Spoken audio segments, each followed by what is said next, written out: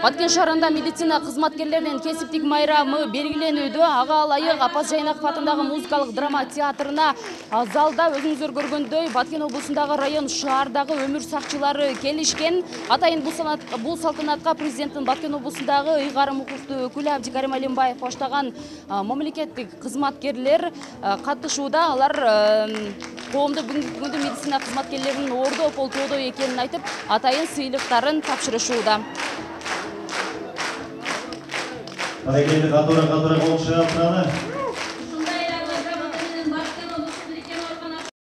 Дарыгер бул эң ардактуу жана сыймыктуу кесип. Ошол эле учурда өтө жооптуу жана түйшүктүү. Ар бир жарандын өмүрүнө өмүр, жашоосуна жашоо улаган ыйык кесип экендиги талашсыз. Бүгүн 1-июль күнү чоң салтанат өтүп, анда халатчандардын демине дем кошууга аракеттер көрүлүп, жылуу сөздөр айтылды.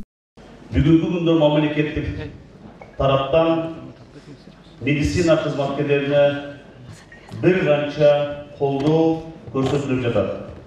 Бул биринчиден медицина кызматкерлеринин айлыктарын көтөрүү, материалдык базаларын чыңдоо.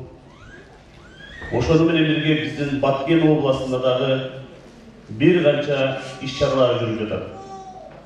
Мына бир канча фактар, жаңы фактар ачылып атат. Ооруканалар пландаштырылып жатат.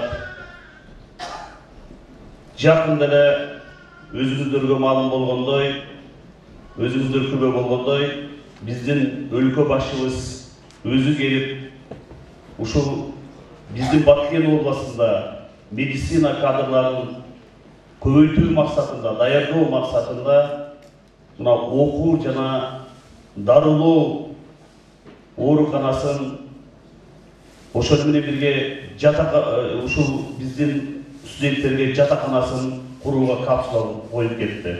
Майрамдык салтанатта бир катар мамлекеттик мекеме ишканалар тарабынан сыйлыктар тапшырылды. Мындан сырткары өзүнүн милдетин так аткарууда өзүрлүү эмгектенгени үчүн бир катар кызматкерлерге Саламаттыкты сактоо министрлиги тарабынан ардактуу кызматкери төш белгилери жана атайын сыйлыктар ыйгарылды.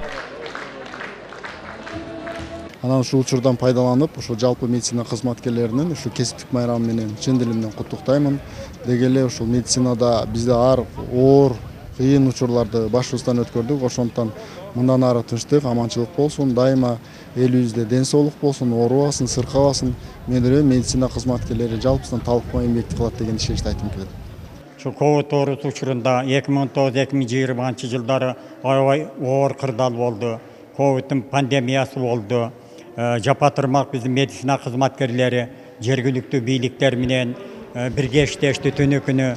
Мына ошол ак эмгектери бүгүнкү күнү бааланып, ушул жерде губернаторубуз баш болуп, райондук мамлекеттик администрация, мэрия баш болуп, жана башка кызыктар тараптар, кызматтар баш болуп келип, өздөрүнүн жакшы каалоо тилектерин айтышып атат. Чоң ыраачылык билдиребиз. Калк арасында түшүндүрүү иштерин жеткиликтүү маалымат жеткирүүдө Баткен медиа борбору менен тыгыз кызматташтыкта иш алып барган ак халатчандар да сыйланды. Анда медиа борбордун башкы директорунун орун басары Азатбек Курбанбеков сөз сүйлөп, жалпы жамааттын жана башкы директордун атынан ыраазычылык билдирди. Сиздерди бүгүнкү кесиптик майрамыңыздар менен Баткен облустук медиа борборунун башкы директору Омажан Молдоевичтин атынан жана жалпы кесиптештерибиздин атынан куттуктайбыз.